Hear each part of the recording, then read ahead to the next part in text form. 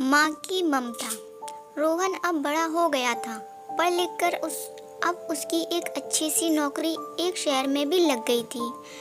कुछ दिनों के बाद उसके माँ बाप ने उसकी एक सुंदर और सुशील लड़की से शादी करवा दी। लड़की भी नौकरी करती थी। अब रोहन और पत्नी दोनों जॉब करते हुए एक शहर में बस गए। कुछ दिनों के पश्चात रोहन के पिताजी भी इस दुनिया को छोड़कर चले गए, जिसके बाद उसकी माँ एकदम से अकेली सी हो गई थी। जिसके बाद कुछ दिनों के बाद रोहन अपनी माँ को अपने शहर रहने के लिए ले आया। जिसके बाद शहर में आकर रोहन की माँ खुद को एकदम अकेला सा पाती थी। इस तरह उन्हें भी अच्छा नहीं लगता था, लेकिन एक माँ अपने बेटे की ही हमेशा खुशी ही चाहती है। सो धीरे धीरे वह शहर रहना भी सीख गई थी। लेकिन रोहन और उसकी पत्नी हमेशा अपनी माँ को समझाते रहते थे कि ऐसा मत करो, ये मत करो। मतलब कि वे अपने आगे माँ को गांव की एक तरह की गवार ही समझते थे। लेकिन माँ का दिल तो हमेशा से अपने बच्चों के लिए बड़ा ही होता है। सो वे सभी बातें चुपचाप सुनकर हाँ में हाँ मिलाकर रह जाती थी।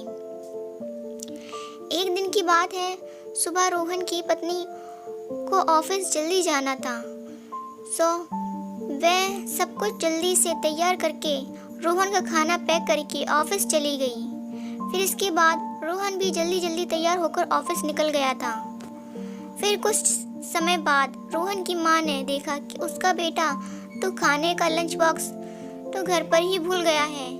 तो माँ ने बिना देर करते हुए फटाफट ऑफिस पहुँच गई और पास में एक कुर्सी पर बैठ गई, क्योंकि कंपनी में बाहर के व्यक्तियों को अंदर जाने के लिए मना था। फिर बेटे को दिक्कत ना हो इसलिए फ़ोन ना करके मैसेज किया। लेकिन रोहन अपने माँ काम में बिजी था और माँ के मैसेज का ज़्यादा ध्यान न दिया। लेकिन उसकी माँ बाहर कब से उसका इंतज़ार कर रही थी। इस तरह कई घंटे बीत गए और इस बीच कई मैसेज भी किए, लेकिन रोहन का कोई उत्तर नहीं आ रहा था। इस तरह रोहन की माँ को चिंता होने लगी थी। लेकिन रोहन अपनी माँ की कई मैसेज आने के बाद वे अंदर ही अंदर बहुत गुस्सा कर रहा था। आज तो उसने तय कर लिया था कि आज घर जाकर माँ को खूब अच्छी तरह से समझा दूंगा कि ये उसका गांव नहीं है जो कुछ भी मनमानी करती रहेगी।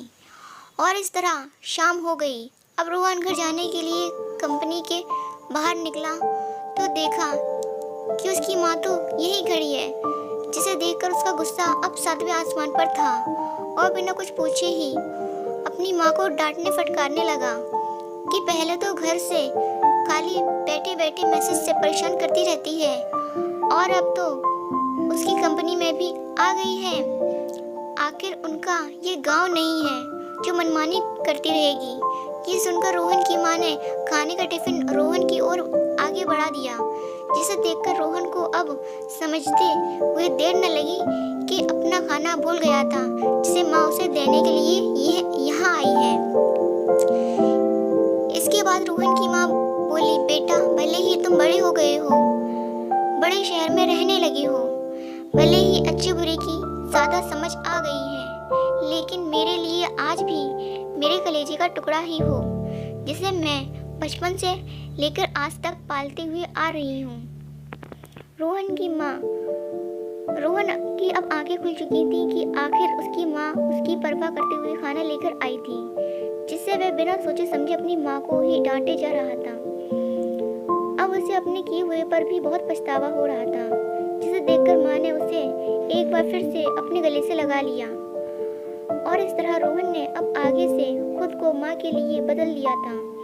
अब उसकी माँ पहले से ज़्यादा अच्छे से देखभाल करने लगा था, जिसके बाद माँ को अब शहर भी अच्छा लगने लगा था, क्योंकि अब उसका बेटा फिर से उसे मिल गया था। कहानी से शिक्षा। इस कहानी से यही शिक्षा मिलती है कि एक तरफ जहाँ हम पढ़ लिख कर खुद को ज़्यादा ही समझदार समझने लगते हैं, जिसे जाने अनजाने में माता पिता के बातों को गलत साबित करने में लग जाती हैं, लेकिन हम सभी ये भूल जाते हैं जिस माँ बाप ने अपने बच्चों को खुशियों के लिए अपनी खुशियों तक का त्याग कर दिया हो, वो भला अपने बच्चों का बुरा कैसे कर सकती है।